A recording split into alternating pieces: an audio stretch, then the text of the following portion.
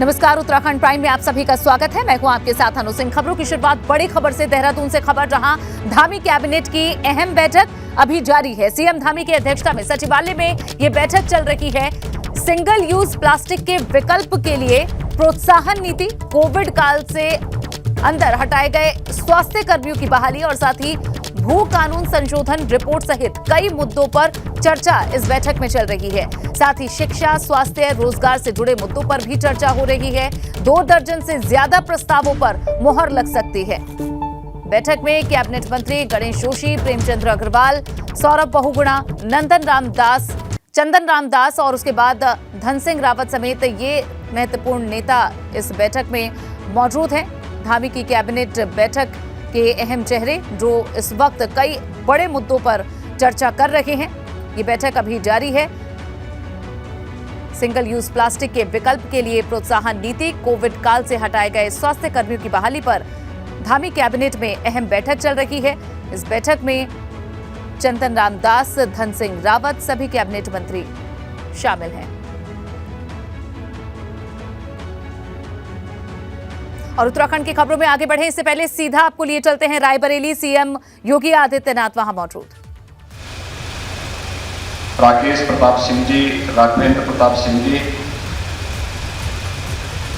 आज के इस समारोह में उपस्थित हमारे सभी वर्तमान और पूर्व जनप्रतिनिधिगण,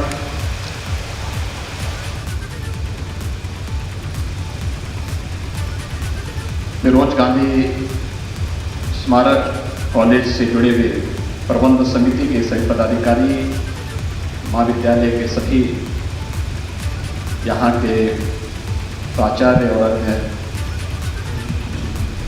जो भी फैकल्टी मेंबर्स हैं, उपस्थित भाइयों बहनों, मैं देश के प्रथम स्वतंत्र समर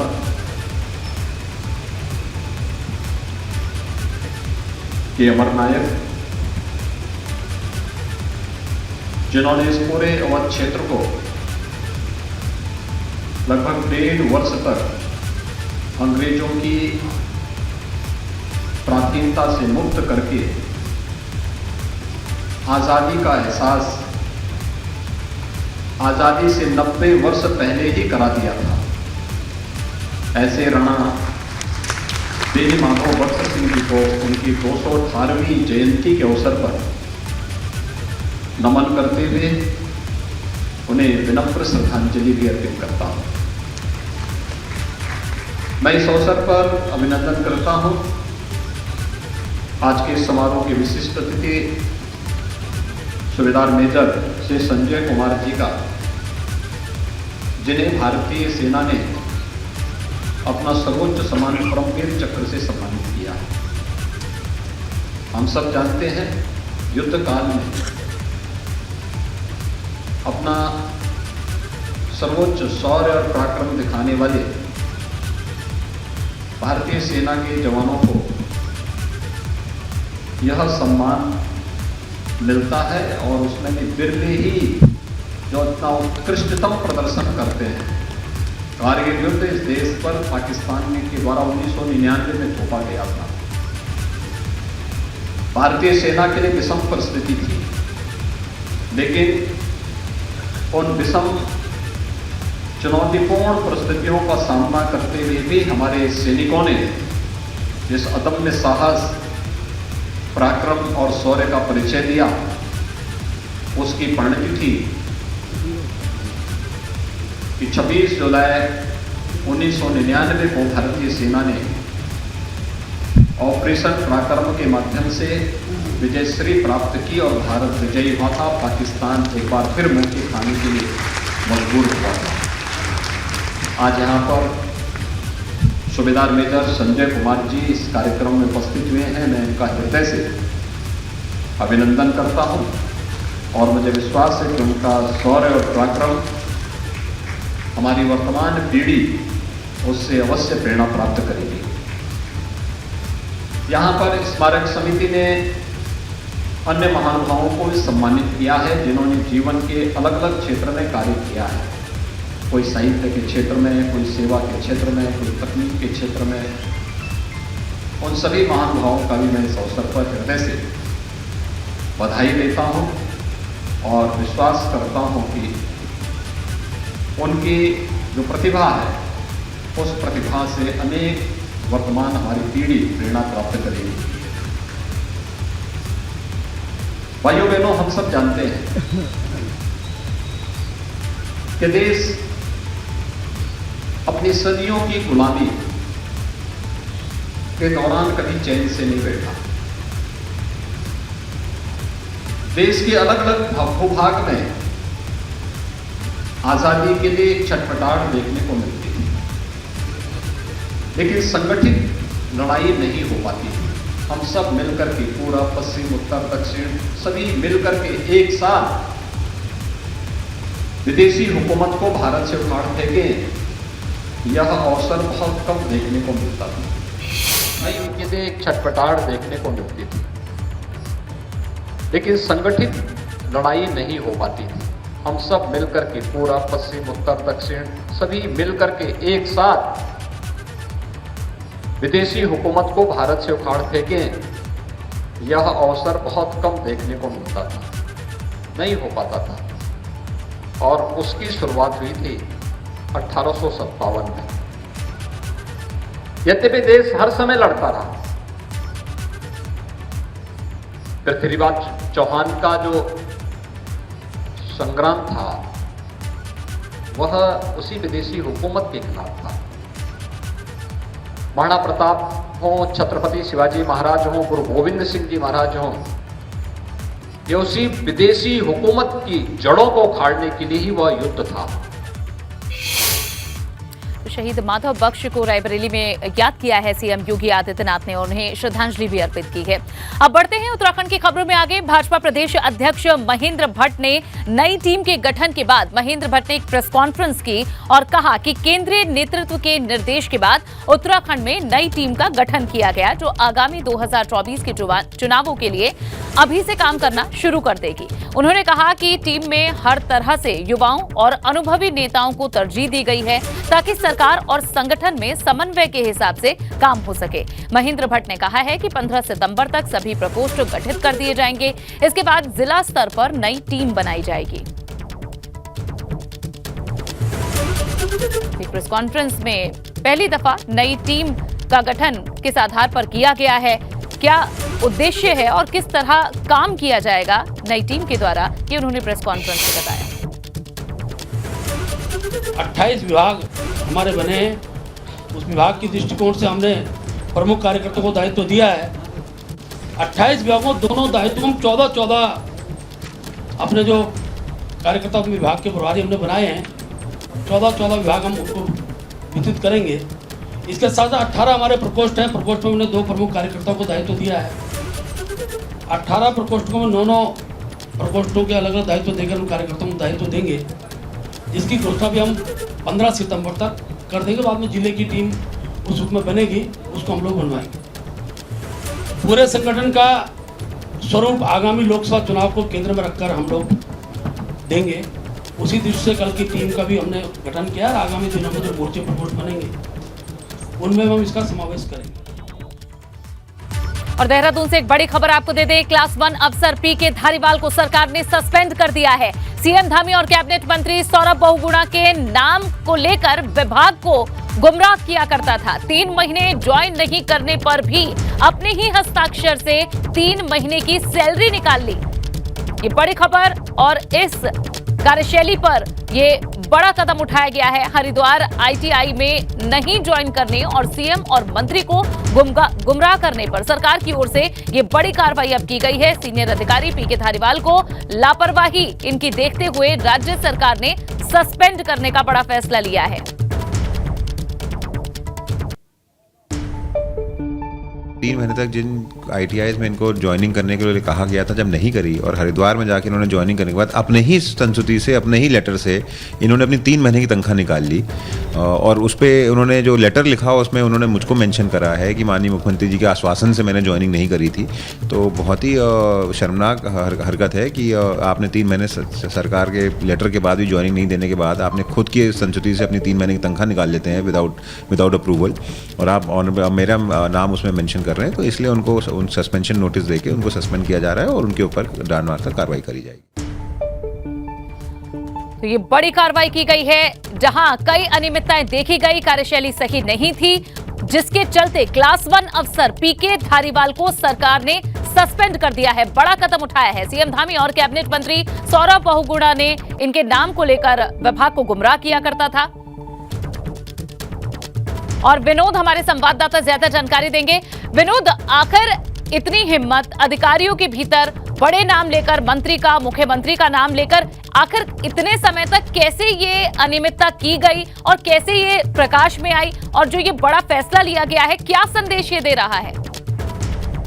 बिल्कुल, देखिए अन्नो, ये एक बड़ी कार्रवाई है धामी सरकार की। और अगर महत्वपूर्ण ये पूछा जाए तो कि जिस तरह से ये क्लास 1 अफसर हैं पीके धारीवाल, और जिनकी तैनाती प्रदेश के अलग अलग जनपदों में की गई थी, और उसके बाद में उन्होंने कहीं भी ज्वाइन नहीं किया, जिसके बाद में हरिद्वार ITI में इनका तबादला किया गया, लेकिन 3 महीने से इन्होंने ज्वाइन ही नहीं किया। और ये भी महत्वपूर्ण है और कि अपने ही हस्ताक्षर से, अपने नदारद रहने वाले 3 महीने की सैलरी भी अपने ही हस्ताक्षर से इन्होंने पाली, जिसके चलते तमाम अनियमितताएं इनकी देखने को मिल रही थी, जिसका संज्ञान लेकर सेवा योजना और कौशल विकास मंत्री सौरभ बहुगुणा ने ये कार्रवाई की है, जिनको तत्काल प्रभाव से सस्पेंड कर दिया है। एक बड़ी कार्यवाही पीके धारीवाल पर हुई है, और तमाम जिसकी अनियमितताएं हों या फिर तमाम जिस तरीके की इनकी काम के प्रति लापरवाही थी, उसको देखते हुए बिल्कुल अनियमितता और लापरवाही को बर्दाश्त नहीं किया जाएगा, ये भी बड़ा फैसला दिखाता है। विनोद, शुक्रिया जानकारी के लिए। बढ़ेंगे आगे। पौड़ी के उप जिलाधिकारी आकाश जोशी के पक्ष में अब भाजपा एकजुट हो गई है। कांग्रेस इस मामले में जहां नितिन बिष्ट के खिलाफ दर्ज हुई प्राथमिकी को खारिज करने और उप जिलाधिकारी के खिलाफ कार्रवाई करने की मांग को लेकर मुख्यालय पौड़ी में जहां पहले ही प्रदर्शन कर चुकी है, तो वहीं अब भाजपा उप जिलाधिकारी आकाश जोशी के बचाव पक्ष के तौर पर खड़ी होकर उप जिलाधिकारी के बजाय NSUI कांग्रेस नेता नितिन बिष्ट के खिलाफ ठोस कार्रवाई, कानूनी कार्रवाई अमल में लाने की मांग की जा रही है। ज्ञापन में हमने यही मांग की है कि 2 दल हैं, एक भारतीय जनता पार्टी परिवार और एक कांग्रेस का परिवार है। भारतीय जनता पार्टी परिवार किस तरह जन सेवा में लगा हुआ है, किस तरह उन युवाओं के लिए सारी व्यवस्थाएं जुटा रहा है, और एक तरफ अपना कांग्रेस का परिवार है जो वहां पर जाके जो काम कर रहे हैं उनको भी काम करने से रोक रहा है। ये दुखद है। हमने यही कहा है कि कड़ी कार्रवाई होनी चाहिए। उनको जब रिक्वेस्ट करी गई कि भाई आप इस तरह से कट ना करिए, तो उन्होंने मेरे को भी धमकाया, मेरे को भी, मेरे साथ भी बदतमीजी करी। और फिर जब इस तरह की घटनाएं लग गई कि ऐसा लगा कि आगजनी या तोड़फोड़ हो सकती है, तो मजबूरन उनको धक्के मार के तहसील परिसर से बाहर करना पड़ा। जांच की जाएगी, उसके बाद तथ्य सामने निकल के आएंगे। वर्तमान में अभी कोई तथ्य हमारे पास भी पूर्ण नहीं आ पाए हैं। तो जो भी वीडियो बना होगा या फिर जो भी उसमें घटना हुई होगी, शुरू से लेकर आगे तक जो कार्रवाई हुई होगी, उसमें अगर किसी के द्वारा कोई अनुचित व्यवहार किया गया है तो उसको भी हम लोग संज्ञान में लेंगे। बढ़ेंगे आगे। उत्तराखंड के लोगों के लिए एक अच्छी खबर। किच्छा ने एम्स के सैटेलाइट सेंटर के लिए जमीन अब हस्तांतरित कर दी है। खुरपिया फार्म की जमीन में 100 एकड़ जमीन एम्स के लिए दी गई है। भूमि हस्तांतरित होने के बाद अब केंद्र सरकार की निर्माण एजेंसी इस पर निर्माण कार्य शुरू कर देगी। 500 करोड़ की लागत से एम्स का निर्माण होगा और 2 साल का समय इसे बनने में लगेगा। अंतिम रूप से जो जमीन चयनित की गई थी, जिसका शासनादेश हुआ था, उसी जमीन को आज जिलाधिकारी महोदय के निर्देश पर यहाँ पे डायरेक्टर साहब एम्स के पद के क्रम में आज इनको जो है उपलब्ध करा दिया गया है। अब अग्रिम प्रक्रिया जो है संबंधित उनके द्वारा निष्पन्न की जाएगी। उधर उत्तराखंड परिवहन निगम में ड्राइवर और कंडक्टर की भर्ती को लेकर पहले ही सवाल खड़े होने लगे हैं। हल्द्वानी में परिवहन निगम से जुड़े हुए कर्मचारियों ने धरना दिया। कर्मचारियों का कहना है कि पहले उन्हें अस्थायी किया जाना चाहिए, फिर भर्ती प्रक्रिया पर बात होनी चाहिए। उत्तराखंड परिवहन निगम के कर्मचारी आग बबूला है। नाराजगी इस बात को लेकर है कि परिवहन निगम में आउटसोर्स के जरिए ड्राइवर और कंडक्टर की भर्ती की जा रही है। इसी को लेकर हल्द्वानी में उत्तरांचल रोडवेज कर्मचारी यूनियन ने धरना दिया। 2968 आदमी कार्यरत हैं, जिन्हें माननीय उच्च न्यायालय द्वारा भी समान वेतन, समान कार्य और नियमितीकरण के आदेश दिए गए हैं। तो यूनियन की ये मांग है कि न्यायालय के आदेशों का पालन कर पहले जो पूर्व कार्यरत कर्मचारी उनको नियमित किया जाए, उसके बाद परिवहन निगम में भर्ती की जाए। इसी के साथ साथ अगर मैनेजमेंट और निगम प्रबंधक हमारी बातों पर अगर नहीं मानता तो 30 तारीख को जो 31 तारीख को जो है सभी कर्मचारी परिवहन निगम के बाहर में काली पट्टी बांधकर कि मैं एजेंसी प्रथा का विरोध करता हूं करके हमारे सभी चालक परिचालक मार्ग पर जाएंगे और ड्यूटी करेंगे। परिवहन निगम में ड्राइवर और कंडक्टर की भर्ती के लिए प्राइवेट कंपनी को टेंडर दिया गया है। निगम में चालक और परिचालकों की भर्ती आउटसोर्स कंपनी के माध्यम से की जा रही है। उपनल के माध्यम से हम जनरल लोगों की नियुक्ति नहीं कर सकते, पीआरडी के माध्यम से बिना ट्रेनिंग वालों की नियुक्ति नहीं कर सकते, और अन्य संस्थाओं का भी आजकल हाल आप देख रहे हैं। मगर मैं अपने प्रदेशवासियों को, अपने बेरोजगारों को ये विश्वास दिलाता हूँ कि यदि हमको आउटसोर्सिंग से ही करने की मजबूरी होगी तो पहली प्राथमिकता उत्तराखंड के बेरोजगारों की होगी। 100% लोग उत्तराखंड के बेरोजगार आएंगे। हो सकता है उसमें कुछ मृत्यु आश्रित के बच्चों को भी हम समायोजित करेंगे, और जो भी होगा उत्तराखंड के हित में होगा। कर्मचारियों का कहना है निगम में पहले से ही 3500 से ज्यादा कर्मचारी विशेष श्रेणी और संविदा पर तैनात है। सरकार को पहले उन्हें स्थायी नौकरी देनी चाहिए। कर्मचारियों ने चेतावनी दी है, अगर सरकार अब भी नहीं मानी तो 2 सितंबर को पूरे प्रदेश में कार्य बहिष्कार किया जाएगा। एबीपी गंगा के लिए हल्द्वानी से अंकित साह के साथ देहरादून से पंकज राणा की report. UK SSSC paper leak मामले में हर दिन कोई ना कोई खुलासा हो रहा है। एसटीएफ अभी तक ऐसे 60 छात्रों की जानकारी जुटा चुकी है जिन्होंने नकल के जरिए परीक्षा पास की थी। एसटीएफ ने इन छात्रों के बयान भी दर्ज किए हैं। इसके साथ ही एसटीएफ की तरफ से छात्रों से कहा कि जिन छात्रों ने नकल कर परीक्षा पास की है वो खुद सामने आकर एसटीएफ को अपने बयान दर्ज करा सकते हैं। पेपर लीक मामले में अभी तक 22 लोगों की गिरफ्तारी हो चुकी है। बार बार एक अपील के रूप में अपने छात्रों से कहता हूं कि जो एक बार अगर उन्होंने कोई गलती कर दी है, कहीं से प्रश्न पत्र पाकर पैसे देकर आप अगर परीक्षा उत्तीर्ण कर ली है, तो जितनी जल्दी वो अपने साक्ष्यों को प्रस्तुत करेंगे, अपने बयान दर्ज कराएंगे तो विधि सम्मत उनकी कार्रवाई होगी। नहीं तो नेचुरल सी बात है, अगर कोई गलत काम करेगा उसके बाद भी फरार रहेगा और बयान देने उपस्थित नहीं होगा तो उसकी गिरफ्तारी की जाएगी। वहीं उत्तराखंड में एक बार फिर से छात्र संघ चुनाव की मांग उठने लगी है। काशीपुर पहुंचे शिक्षा मंत्री धन सिंह रावत से इस बारे में पूछा गया तो उन्होंने कहा कि छात्र संघ चुनाव कराने पर सरकार ने कोई रोक नहीं लगाई है, मगर छात्र ये पूछ रहे हैं कि चुनाव होंगे कब। सरकार की तरफ से छात्र संघ चुनाव के लिए कभी मना नहीं किया गया है, क्योंकि अभी परीक्षाएं हो रही है डिग्री कॉलेजों की। परीक्षाओं के बाद जैसे रिजल्ट आएंगे और रिजल्ट के बाद विश्वविद्यालय तय करेंगे कि उनको क्या करना से जहां भारी बारिश से नुकसान हुआ है, जखोली विकासखंड में ये भारी नुकसान हुआ है। बताया गया है कि लस्या पट्टी में नदी का जलस्तर बढ़ गया है। मखेत गांव का शिव मंदिर बाढ़ की चपेट में है। ये तस्वीरें भी आप देख सकते हैं। रुद्रप्रयाग में भारी बारिश से नुकसान हुआ है। जखोली विकासखंड में भारी नुकसान हुआ है, जहां लस्या पट्टी में नदी का जलस्तर बढ़ चुका है और आप देख सकते हैं अपने रौद्र रूप में नदी इस वक्त बह रही है। भारी बारिश से इलाके में काफी नुकसान की भी सूचना है। उधर टिहरी के घनसाली में बादल फटा, जहां नैलचामी इलाके में बादल फटने की खबर है। नैलचामी में उफान पर बरसाती नदी है। किसानों की खेती की जमीन को इससे नुकसान पहुंचा है। पेयजल लाइनों के साथ रास्ते भी क्षतिग्रस्त हो गए हैं। बादल फटने से जहां काफी नुकसान हुआ है, नैलचामी इलाके में ये बादल फटा, जिसके बाद बरसाती नदी उफान पर आ गई और ये पानी किसानों के खेतों में घुसा, जिससे खेती की जमीन को काफी नुकसान पहुंचा। ग्राम पंचायत खाते में ये बादल फटा है, जिससे जो अभी तक यहाँ पर कोई जान माल का नुकसान नहीं हुआ है, न ही किसी के भी ऐसा कोई जनहानि की कोई सूचना नहीं है। लेकिन जो सिंचित भूमि है, काफ़ी तबाही हुई है सिंचित भूमि की, और जिस प्रकार से लगातार बारिश हो रही है, इससे कहीं ना कहीं लोग अभी खतरे में हैं। बरसात के दिनों में टिहरी डैम की झील का जलस्तर बढ़ने के साथ ही झील से सटे हुए आसपास के गांवों में संक्रामक बीमारियों के फैलने का खतरा बना हुआ है। झील के किनारों पर झाड़ियों और गंदगी की साफ सफाई नहीं होने से झील से सटे हुए गांवों में दूषित जल पहुंचने से मलेरिया और डेंगू के पनपने का खतरा बढ़ जाता है। पहले यहां टीएचडीसी द्वारा झील के किनारे और आसपास के क्षेत्रों में साफ सफाई के लिए बजट दिया जाता था, लेकिन कुछ वर्षों से टीएचडीसी द्वारा बजट देना बंद कर दिया गया है।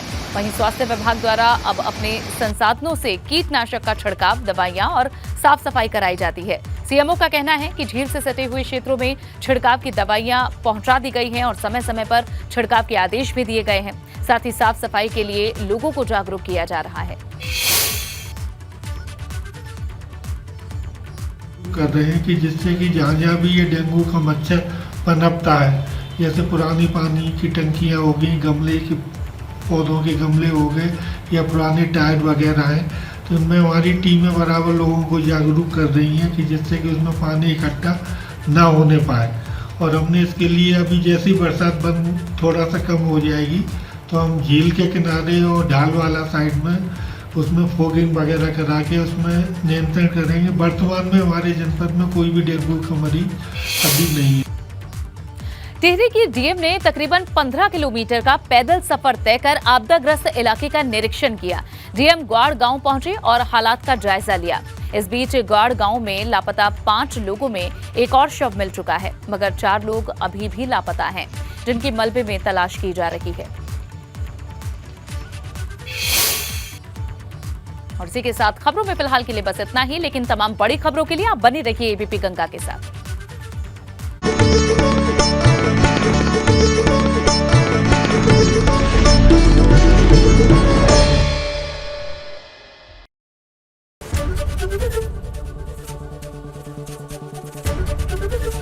एबीपी गंगा, खबर आपकी, जुबान आपकी।